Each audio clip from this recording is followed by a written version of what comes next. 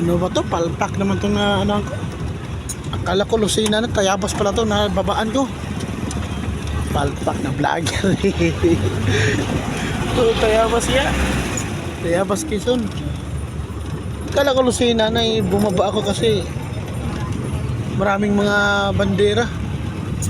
Oh, ito, Tayabas pala to. Yan, yung pangalan Tayabas. Oh, kayo puta, tanga-tanga. Ano ba yan? Bumaba tuloy ako sa van.